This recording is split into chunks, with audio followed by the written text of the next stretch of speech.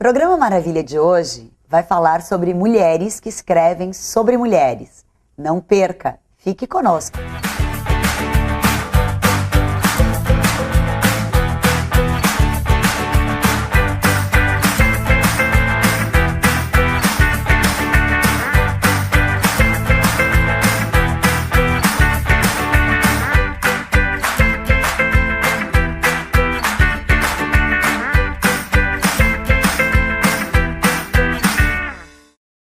O Programa Maravilha de hoje tem a presença da Adriana Antunes, secretária da Cultura de Caxias do Sul e escritora, da professora Lorraine Slomp Giron, historiadora, pesquisadora e escritora, e da Mônica Montanari, advogada, escritora e feminista.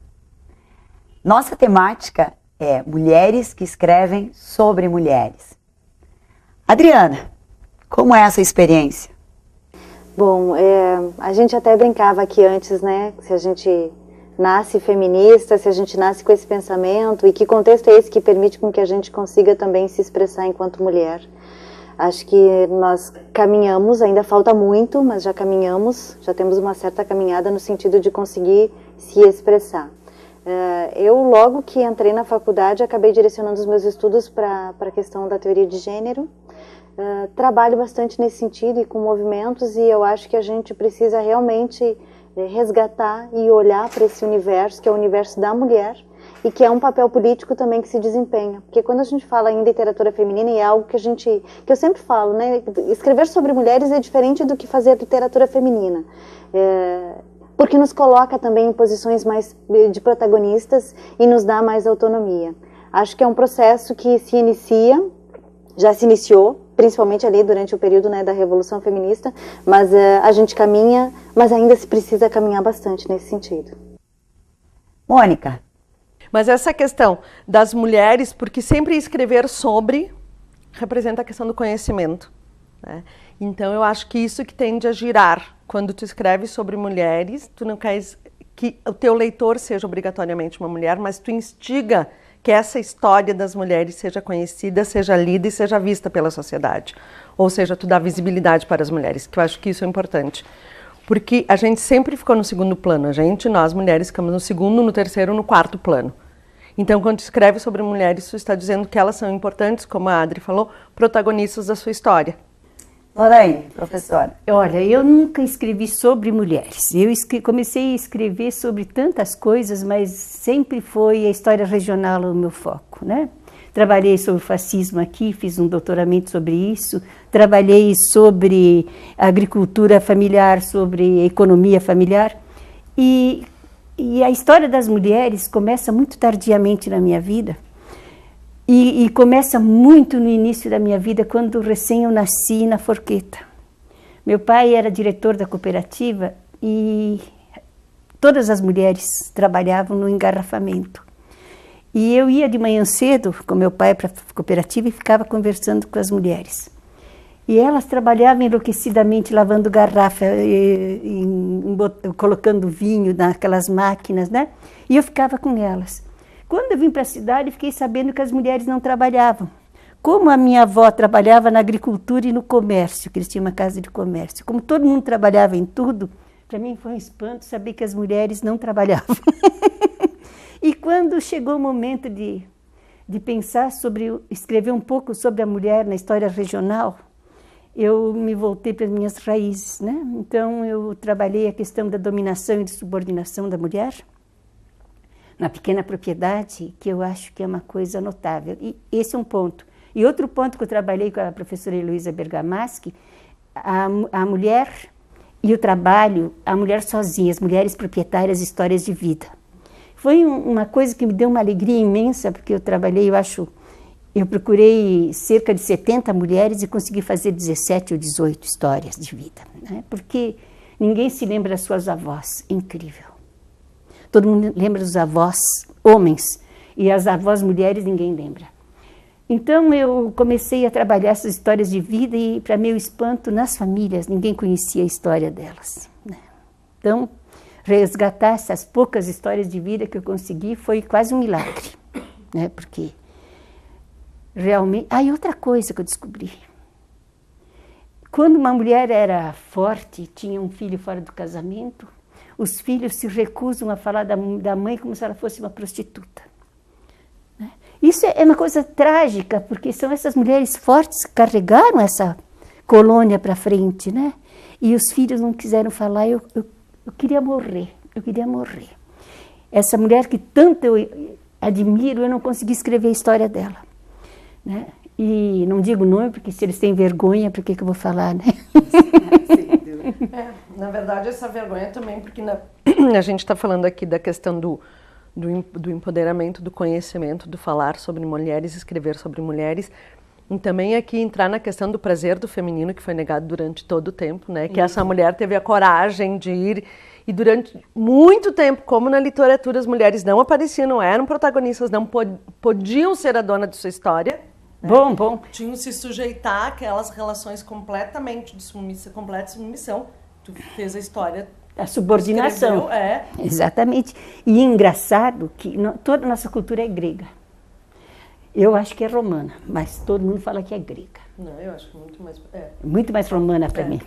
Bom, na cultura grega, as mulheres ficavam fechadas no gineceu, elas não saíam de casa, pombas. Toda a nossa cultura, Tomás de Aquino se baseou em Aristóteles, toda a nossa cultura é machista. Então, essas coitadas dessas mulheres que não podiam nem sair de casa, eu, graças a Deus, convivi com as colonas que se autodeterminavam, que trabalhavam que nem homens e faziam de tudo, né? Graças a Deus convivi com elas. Então eu nunca tive esse preconceito contra as mulheres de ficar em casa. E quando eu descobri essas 70 mulheres proprietárias, nós chegamos a ter aqui na região uma mulher que era tropeira. Não existe profissão mais máscula que o tropeiro. E a Catarina Cavagnoli foi tropeira. Mas não é maravilhoso? Mas por que a gente sofre essas negações de história aí, prof? Eu não sei. Eu não sei. Eu tive uma mãe machista. Era uma delícia. Brigava com ela da manhã à noite. Né? E as mulheres carregaram o mundo dos machos por livre-arbítrio. Quando a minha mãe herdou do meu avô uma terrinha que tinha em Barbosa, ela disse assim, eu vou passar tudo para os meus irmãos. Porque eu tenho do meu marido, eu não preciso. Bom, daí eu subi nas tamancas, eu disse tudo que eu pensava, né?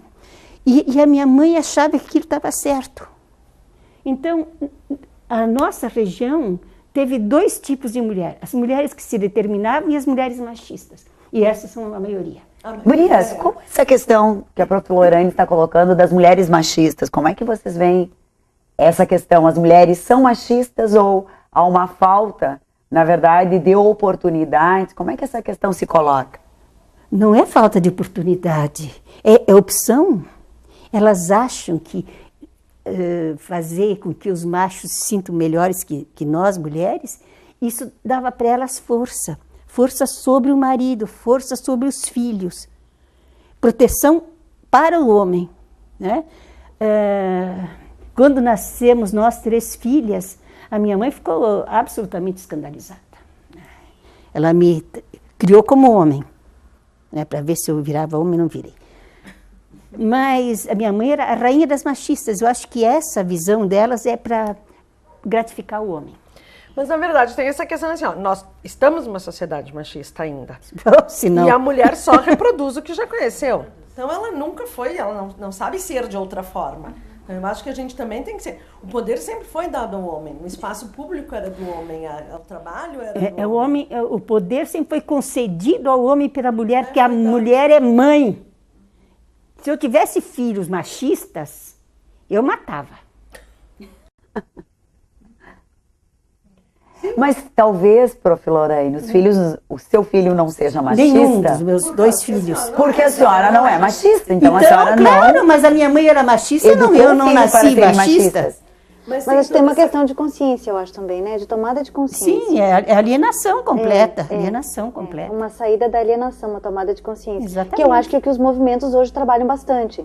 No sentido, não é só para fora, né? Para mostrar que se tem, mas interno também. Um movimento, assim, de entropia. Mas eu sempre digo assim, todas essas questões são culturais. E o espaço da mulher, que foi dado para a mulher, eu não sei se é Tem tudo que tão romper. cultural. Eu acho que aqui nós temos duas escolas, temos uma escola americana e uma escola francesa, são posições bem antagônicas, né?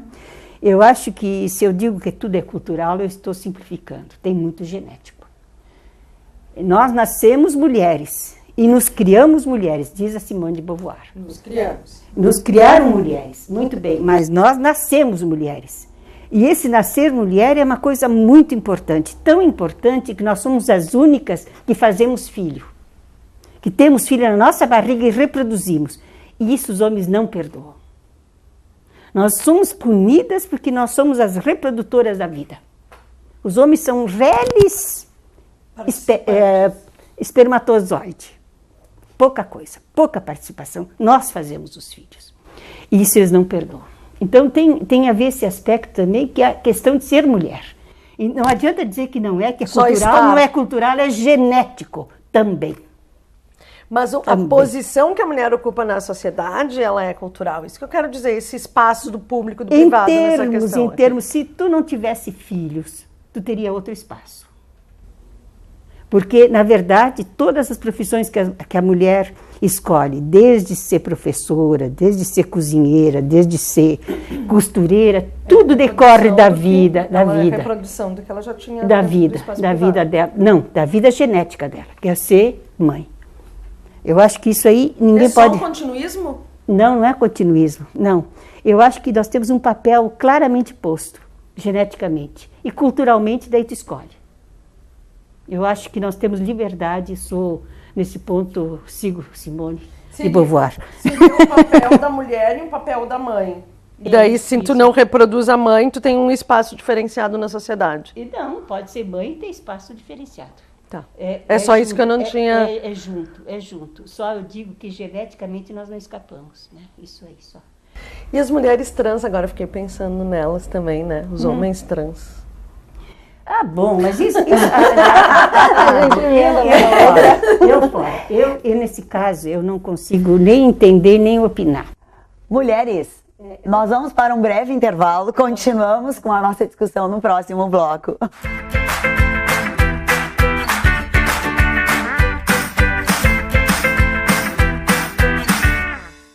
De segunda a sábado você acompanha só aqui no Jornal de Caxias as principais notícias do nosso município.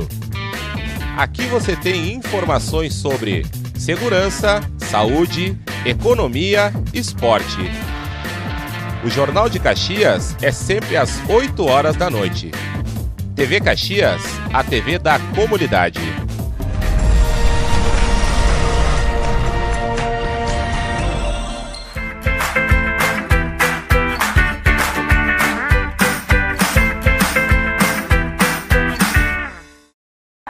Bom, como a discussão permaneceu no intervalo, continuamos, né, com esse bate-papo. E aí, Adriana, dessa discussão toda que se fazia aqui, como é que entra essa questão cultural, já que a prof. Lorraine apontou a questão genética, eu vou largar para ti a questão cultural da presença da mulher. Acho que sim, a prof. Lorraine falava da questão, né, da genética, eu acho que influencia, a gente nasce mulher, a gente é educada para ser mulher, romper com aquela educação de se ser mulher é muito complicado. Às vezes eu vejo, assim, de estar no espaço público, como nesse momento eu estou vivenciando, também tem uma relação diferente que se dá, tanto as mulheres olham de uma forma diferente, como os homens olham de uma forma diferente. Então, assim, a gente fica entre mulher e alienígena, ocupando os espaços, porque também é um processo novo. Eu me lembro muito do Lipovetsky, porque ele trabalha um pouco essas questões culturais. Demais pro meu gosto.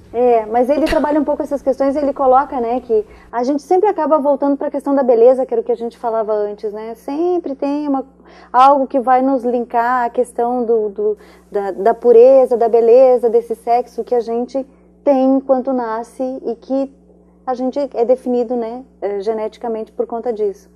Agora, a gente falava das trans, das mulheres trans, Aí eu acho que entra... E dos homens homens trans, sim. Enfim, de todo esse outro universo que tem. Eu não me lembro quem comentou, mas eu achei o máximo, assim, foi um teórico que ele disse assim, diferente, quando a gente olha para quem é hétero, a gente sempre tem o papel estereotipado do homem e da mulher. Quando você olha para a homossexualidade, então, é um leque que se abre, assim, né? Então, assim, existem muitas outras formas de manifestação. E acho que isso é uma discussão extremamente importante e que quando a gente sofre uma repressão, sim, em qualquer escala na sociedade, esses direitos acabam sendo violados e aí a gente tem essa democracia que acaba sendo danificada.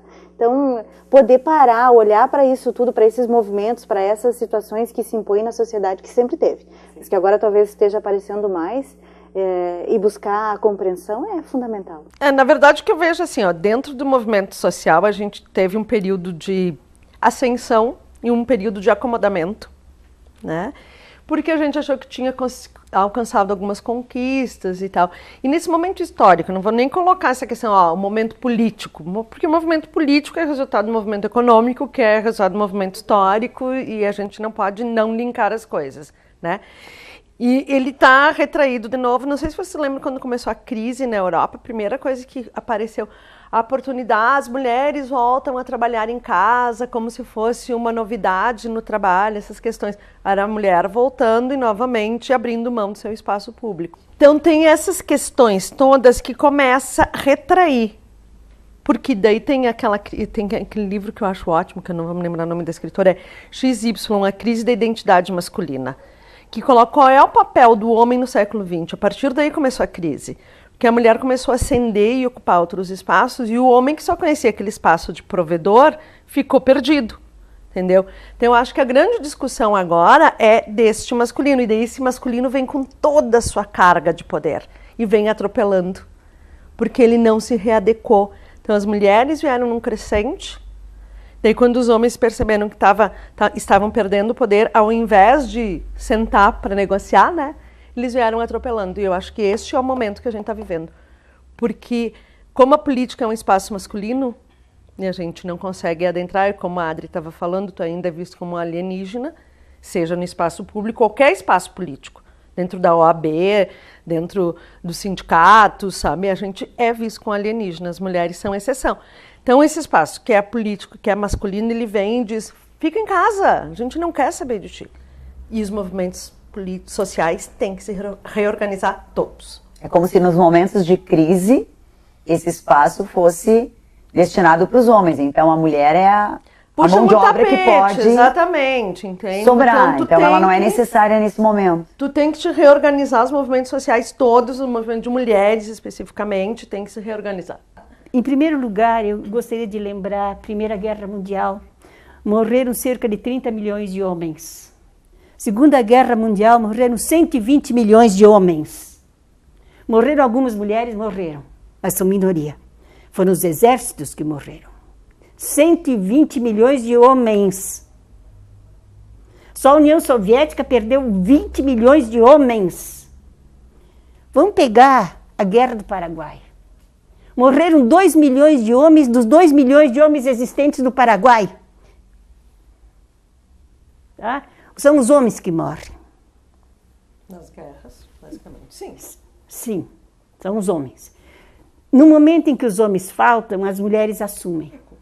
No momento em que os homens voltam, as mulheres se retraem. Daí vem a guerra do Vietnã e todas essas guerras, que, de uma certa maneira, as guerras têm sido o termômetro dos movimentos feministas. Pode olhar, pode tomar nota. Porque é econômico? Não, não é econômico. No caso aqui, não é só econômico, é político também. Porque é o político que faz inventar as guerras. E as guerras são mandadas pelo econômico, é claro. Porém, são os homens que vão para a frente da batalha. Então, na medida em que os homens se tornam um grande número, a guerra é um elemento regulador. Não só da população do mundo, como regulador econômico. Na falta dos homens, nós queremos continuar ocupando espaços na falta dos homens? Ou nós queremos ocupar espaços? É que, na verdade, o que a Lorraine diz é que nós não temos um espaço ainda, sim, né? Sim. Então, é isso que faz, isso que me deixa muito incomodada, não há um espaço. Eu também fico. também fico incomodada, mas é o que nós temos. Mas tu acha que essa realidade não mudou nada?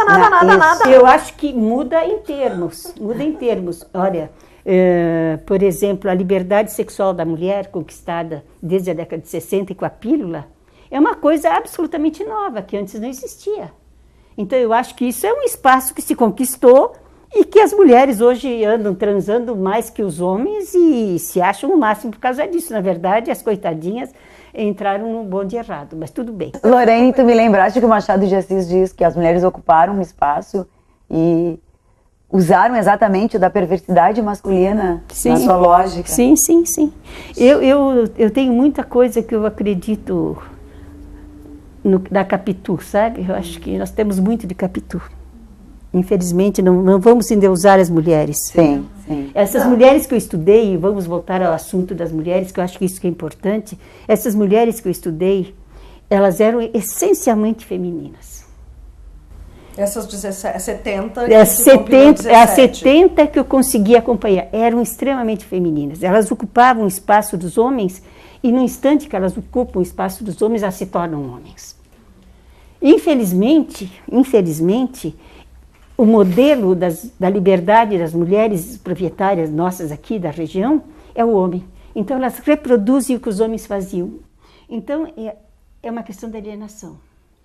Mas eu acho que é a única forma de ser acolhida, de ser aceita, que senão tu não vai conseguir. Mas escuta, e essas mulheres... Não estou dizendo que é certo ou errado. Extremamente femininas, acontece. Mas isso que me interessa aqui, isso que é importante, essas mulheres extremamente femininas submeteram as suas filhas ao mesmo tratamento que seus pais submetiam-nas.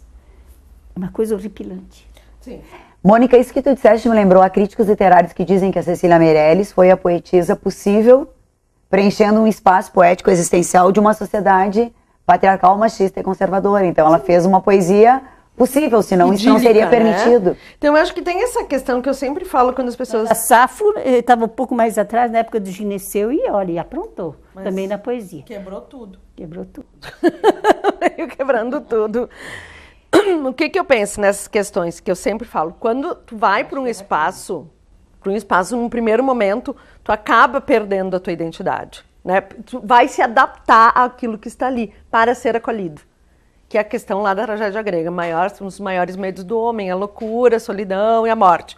Então, para não ficar solitário, para ser acolhido naquela sociedade, tu acaba te transmutando até conseguir teu espaço. Então, isso é o que eu acredito, né? Então, num primeiro momento, por que uma mulher que entra na vida política, as pessoas dizem, mas virou uma machorra, não sei o quê, perdeu o feminismo? Porque aquele espaço é um espaço masculino. Depois tem toda uma reorganização, um repensar, um rever. Mas eu volto a dizer, dentro dessa estrutura pública que é masculina, é muito difícil esse feminino existir. Por isso que ele é deturpado. Adriana, o que tu colocarias para a gente, chegando ao final do programa, né? Nessa questão toda que veio a questão do feminino e vem essas mulheres que terminam escrevendo sobre as mulheres e como é que escrever sobre as mulheres de uma certa forma poderia contribuir para que a gente deixe de ocupar apenas os espaços, mas que a gente pertença de fato a esses espaços. Eu acho que tem uma questão de indivíduo e coletivo ao mesmo tempo, né?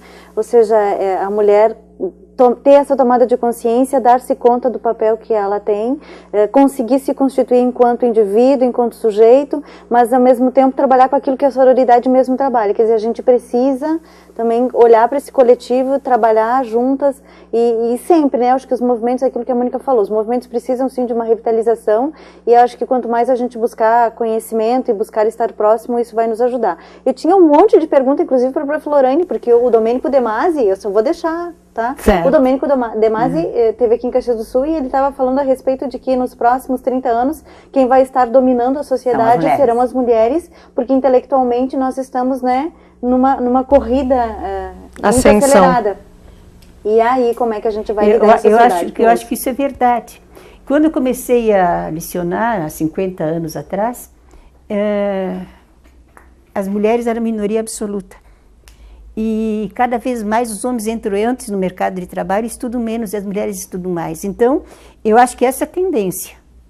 Agora, não sei se se confirma, mas a tendência é exatamente essa. Eu também acho que é isso. Mas vamos esperar, né? Eu acho que nós não temos nem fórmulas prontas. Eu acho um assunto muito complexo a humanidade. Eu acho que a coisa mais complexa que tem no mundo é nos entendermos.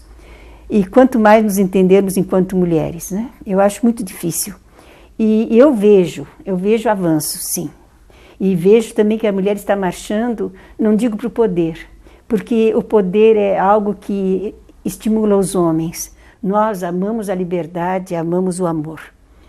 E nós não queremos o poder. Essa é a grande diferença.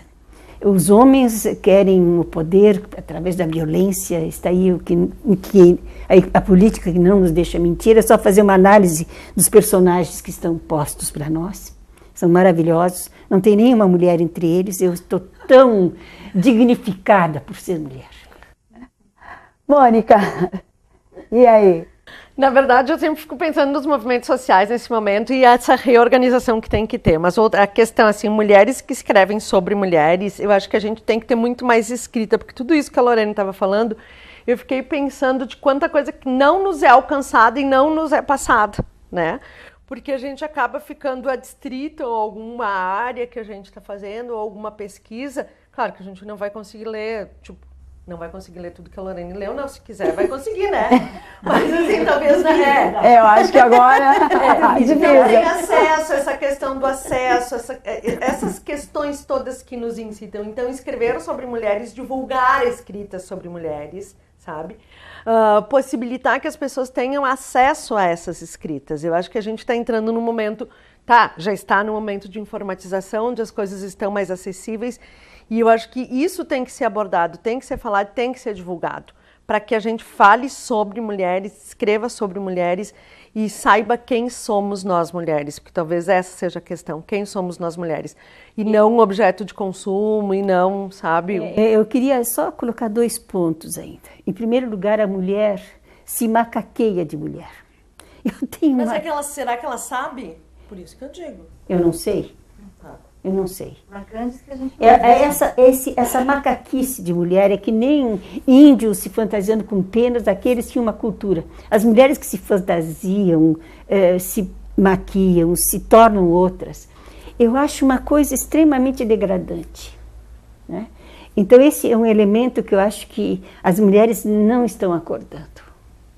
Não estão acordando. Elas, como o amor é mais importante que o poder, o amor se consegue a partir da beleza. E com isso nós nos amesquinhamos dia a dia. Então eu acho que isso é um ponto importantíssimo. É um ponto que eu não vejo em nenhum momento avanço. Mas o amor é aparência, então? Não, é para... O amor se consegue pela aparência. É uma invenção do século XVIII. Sim, mas é uma descarga química que ocorre e tal. Não, mas eu acho que isso aí tem que ser pensado bem, porque nunca houve tanto. Por exemplo, a propaganda dos perfumes. Vocês já tentaram ver a mensagem que tem nisso? Então tá, eu não preciso dizer mais nada. São aquelas mulheres belíssimas, enlouquecidas, esvoaçantes, elas não têm nem sexo, elas são só beleza pura. Isso aí é o modelo. Infelizmente, o programa Maravilha está chegando ao final. Eu só posso dizer que hoje foi uma maravilha. Temos, assim, uma temática enorme. Ficou uma demanda para muitos programas ainda. Agradecemos muito a presença da Mônica, da professora Lorraine e da secretária Adriana Antunes, que muito contribuíram para que a discussão de hoje fosse uma discussão interessantíssima. O programa Maravilha volta na próxima semana.